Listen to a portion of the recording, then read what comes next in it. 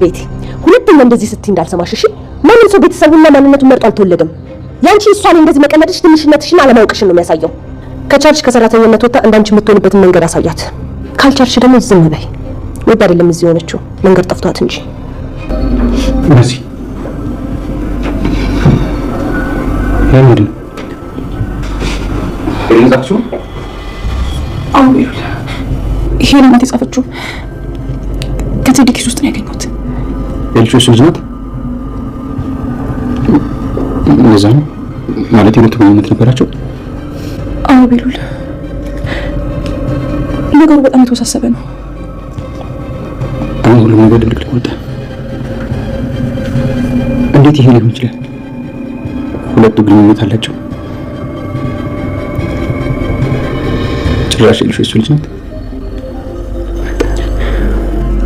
ቤሉል እኔም ሳቅ እንዳንተ የደነገጥኩት ከዚህ ባሰ እኮ በጣም ብዙ ነገር አለ። ቤሉል ደህና እያዞረ ነው። ማሽ ተቀመጥ። ወይኔ ጉዴ ቤሉል አረ እየመሰለ ነው። አዙረህ ማለት አረቀ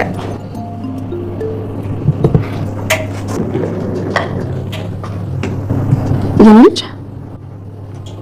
አይን አይደለም አይደል? አይንሽ አይደለም። ምን መጣውልሽ? ለምን ሲባል ቆይ ለምን መጣሽ? ቆይ ምን አይነት ድፍረት ነው ያለሽ? እንዴት ነው እዚህ ድረስ የመጣሽው? ልጅ ተረጋጊ እንጂ አንተ ምንም አይመለከትም። ዝም በል። ልጅ ተረጋጊ። አንተ ወደምትሄድበት ሄድ። እሺ እኛ እንነጋገርበት። እሺ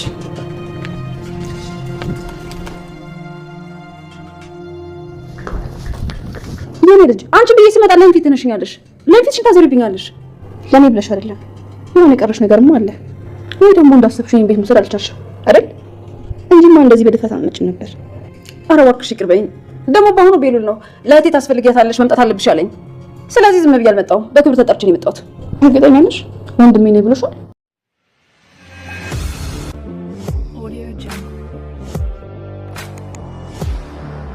ሄለን ወደ ቤቷ ተመልሳ መጣች።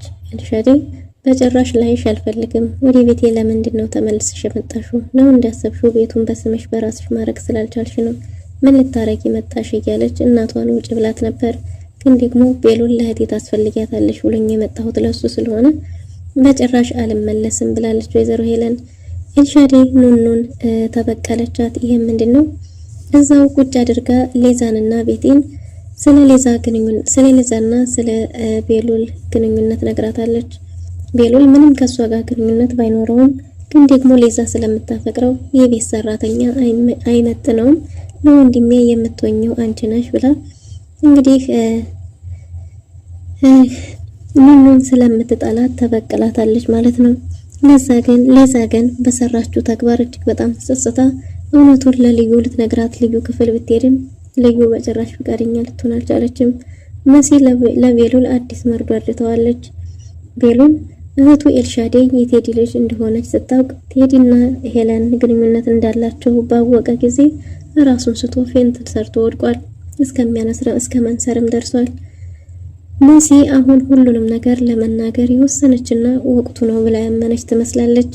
ምክንያቱም የአዶኒን አባት የገደለው ነፍሰ ገዳይ ማን እንደሆነ እነግርሃለሁ ብለዋለች።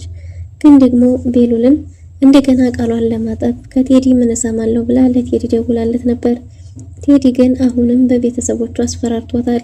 ይህን ነገር የምታደርጊ ከሆነ የሚጸጽትሽን ውሳኔ ነው የምትወስኙ፣ ቤተሰቦችሽን አንቺንም ጭምር አጠፋሻለሁ እያለ ነው።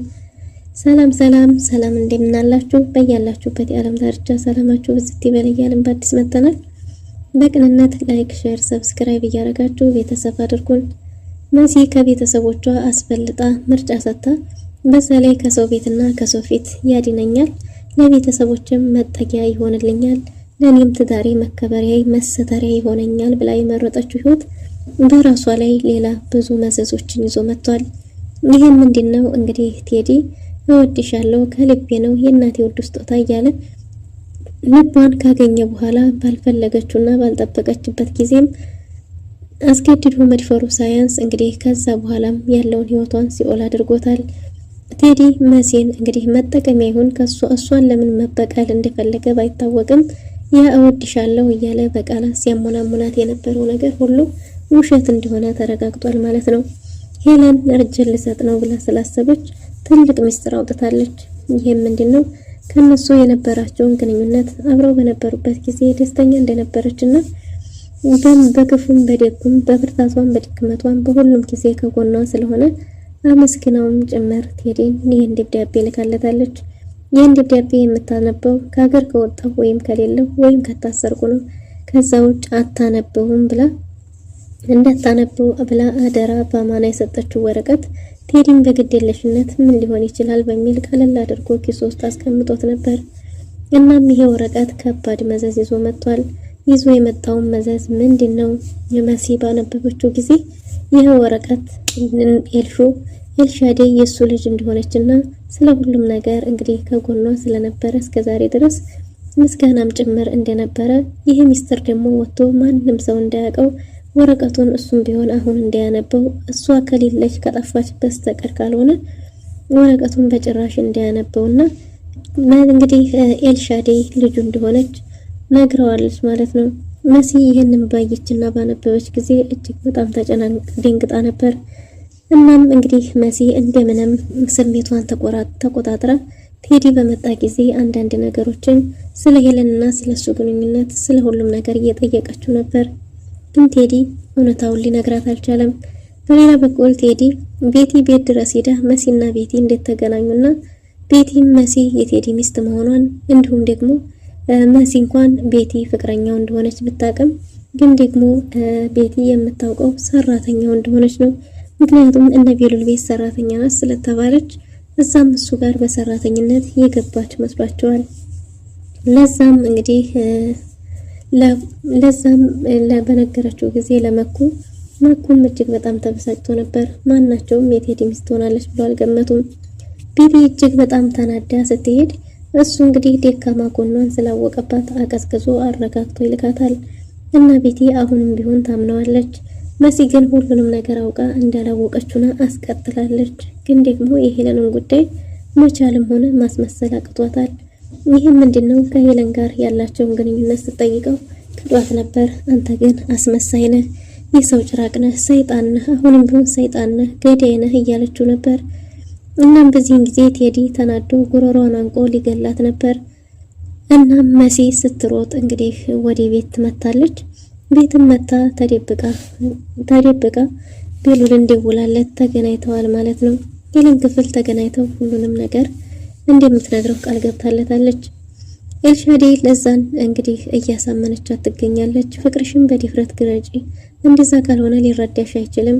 በዛ ላይ ደግሞ ኑኑን አቃጥለን እንዲፋታለን ብላት ነበር። ለዛም በሰዓቱ ስሜታዊ ሆና እንግዲህ በሐሳቧ በኤልሻዴ ሐሳብ ተስማምታ ነበር ማለት ነው። እናም ብቻዬን ተውከኝ፣ ብቸኛ አደረከኝ፣ ገለል አደረከኝ እያለች ነበር። ቤሉል ግን ለዛን የሚመለከታት ልክ እንደ አንድ መልካም ጓደኛ ጥሩት እንጂ በፍቅር አይን አንድም ቀን ተመልክቷት የማያውቅ ቢሆንም ግን ደግሞ የኤልሻዴ ሶሳ ተጨምሮበት አቅጣጫዋን እንዲስትና እስከዛሬ ድረስ ተማምነው የኖሩትን እምነቷን እንድታጣ አድርጋታለች ማለት ነው። እና ለሁሉም ነገር አመቻችታታለች። በቤሉል ጋር በተደጋጋሚ እንዲገናኙና ኑኑና ቤሉልን ለማለያየት ኤልሻዴ እየጣረች ትገኛለች። በስተመጨረሻም አብራችሁ ሄዱ፣ ጋብዡ፣ ጠጡ፣ ውጡ ምናምን ነገር ብላ ስለነበረ የኤልሻዴን ሐሳብ ሰምታ እንግዲህ ሌዛና ቤሉል ሬስቶራንት ገብተው ባለበት ጊዜ እንጠጣ ብለው ነበር ናይት ክለብ። ቤሉልም እሷን ስለደበራት በሐሳቧ ተስማምቶ ሊጠጣ የሆነ ቢሆንም ግን ደግሞ ስለኔ ምን ይሰማሃል የሚል ጥያቄ ጠይቀው ነበር። ስለሱ የምናወራበት ጊዜ ላይ አይደለንም። በዛ ላይ ደግሞ ለዛዬ እኔ በጣም የምወድሽ እህቴ ነሽ ባላት ጊዜ በጣም ደንግጣ ነበር። ግን ደግሞ ለዛ ለዲፍረትም እንዲሆናት ለአንዳንድ ነገር መጠጣት ፈልጋ ነበር። የምትይውን ነገር በይኝ፣ የምሰራው ስራ የማስተካከለው ጉዳይ እያለኝ ሁሉንም ነገር ትቼ የመጣሁት አንቺን ብዬ ነው። ምንድነው ነገሩ? ምን ገጠመሽ? ለምንድነው የደበረሽ? እያላት ነበር። እሱ ከጎኗ እንዳልሆነና እየራቃት እየሸሻት እንደሆነ እንድትሰማት ስትነግረው እንደዛ እንዲሰማሽ ስላደረኩኝ እጅግ በጣም ይቅርታ ብሎ እንግዲህ ቤሉል ሌዛን ይቅርታ ጠይቋት ነበር። እናም በስተመጨረሻም እንደምታፈቅረው ስትነግረው ቤሉል ያልጠበቀው ጉዳይ ስለሆነ እጅግ በጣም ደንግጧል ማለት ነው። ስለዚህ በህይወትህ ሌላ ሴት ከሌለች እኔ እናንተ እንዋደዳለን፣ እንተሳሰባለን። ስለዚህ እኔ በጣም ነው የማፈቅርህ፣ ያንተ እህት መሆን ሳይሆን የምፈልገው ፍቅረኛ መሆን ነው የምፈልገው ብለዋለች። ቤሉልም ስለዚህ የምናወራበት ጊዜ ላይ አይደለንም፣ አሁን እባክሽ ስለምንድን ነው እያወራሽ ያለሽው? ወደ ራስሽ ተመለሽ ብሏት ነበር። ግን ደግሞ ለዛ አይ በጭራሽ እኔ እህት ሳይሆን መሆን የምፈልገው ፍቅረኛ ነው መሆን እንድትሆን የምፈልገው። ስለዚህ ሁሉ ዋጋ እየከፈልኩ ያለሁት ስለማፈቅር ነው። አንተስ ትወደኛለህ አትወደኝም? ምላሹን አሁኑ ካልሰጠኝ የትም አትሄድም ብለው ነበር። ቤሉልም እባክሽ አልበለዚያ ሄዳለሁ ብሏት ነበር። እሷም በጭራሽ አትሄድም፣ እንጠጣለን፣ ጣስ እንሰክራለን፣ ከዛ ውጭ የትም አትሄድም እያለችው ነበር። ወደ ራስሽ ተመለሽና ተረጋግተሽ እናውራ፣ ካልሆነ ግን ትቼሽ ሄዳለሁ ብሎ በተደጋጋሚ ያስጠንቅቋት ነበር። ግን ደግሞ ለዛ ከራሷም ጋር ስላልነበረች በጭራሽ ልሰማ ፈቃደኛ አልነበረችም። አሁኑኑ ምላሽን እፈልጋለሁ ብለዋለች።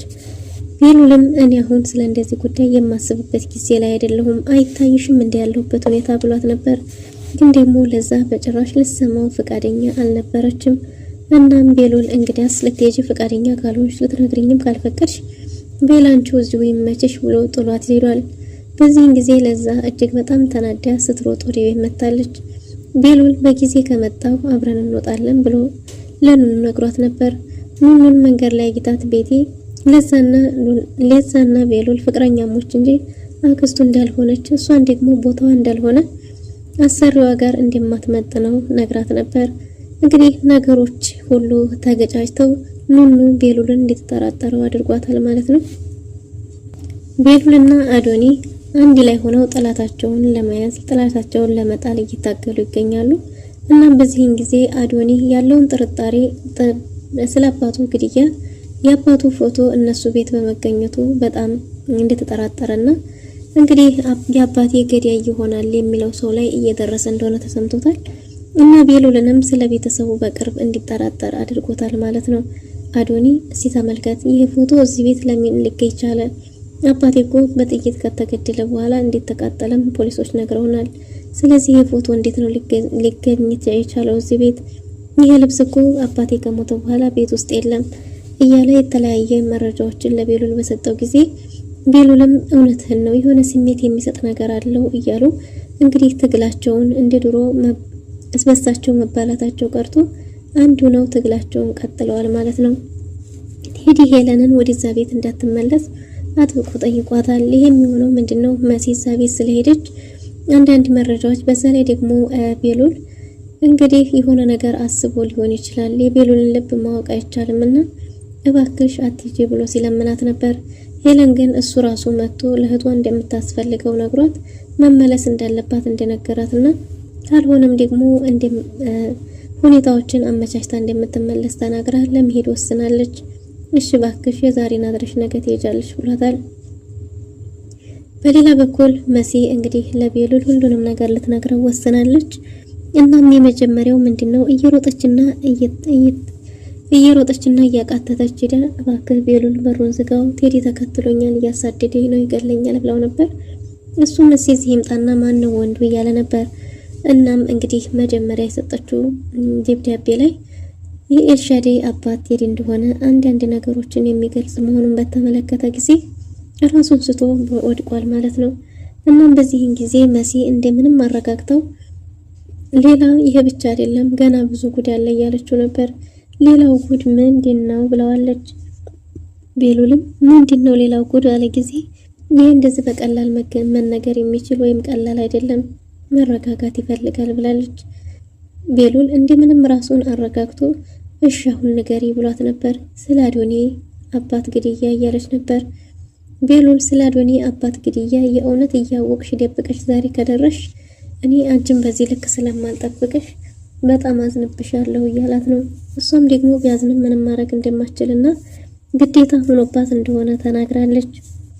ቤሉል ግን ምንም ግዴታ ቢሆን በሰዓቱ መናገር እንደሌለባት ተናግሯል እንደነበረባት።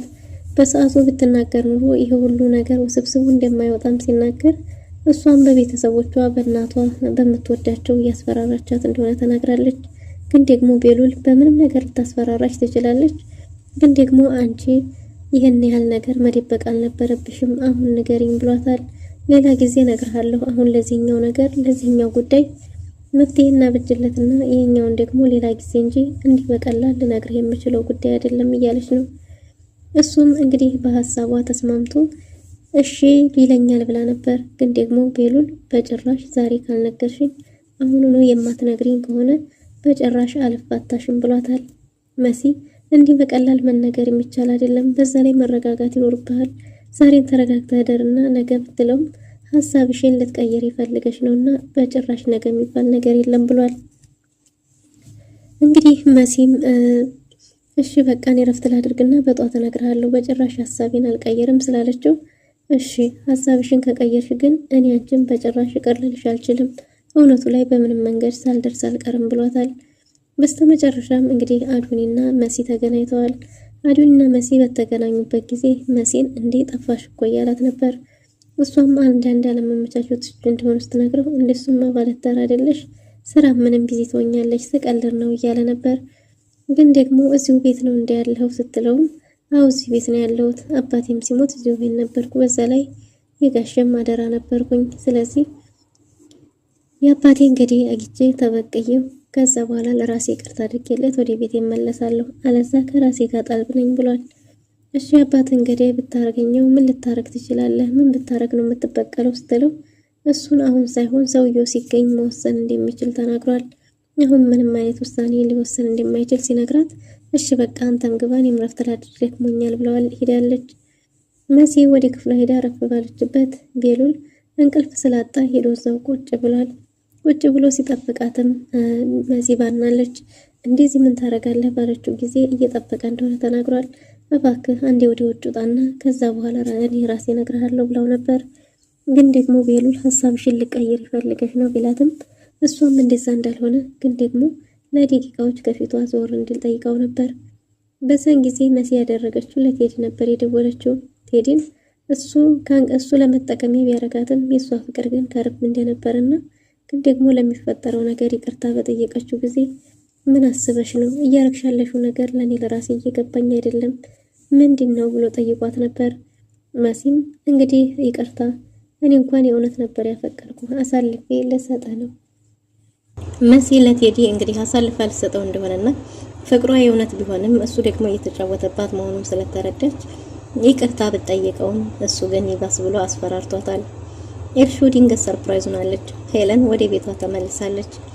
አሁን ለምንድነው ወደዚህ የመጣሽው? ከዚህ በኋላ አታስፈልጊኝም፣ በአይኔ ላይሽ ራሱ አልፈልግም ብላ ውጭልኝ ብትላትም ወይዘሮ ሄለን ግን ወደ ቤቷ ተመለሰች። መሲ ውሳኔ ትክክለኛ ነው ብላለች። ቴዲ ቢያስፈራራትም ግን ደግሞ ጊዜው አሁን ነው መነገር አለበት እያለች ነው። እናም እንግዲህ ቤሉልም በተስፋ እየጠበቀ ነው። ቤሉል የአዶኒን አባት የገደለችው ሄለን እንደሆነች ሲያውቅ ምን ሊያደርግ ይችል ይሆን? ውድና የተወደዳችሁ ለዛሬ ነበረን ቆይታ ይህን ይመስል ነበር። በቀጣይ እስከምንገናኝ መልካም ጊዜ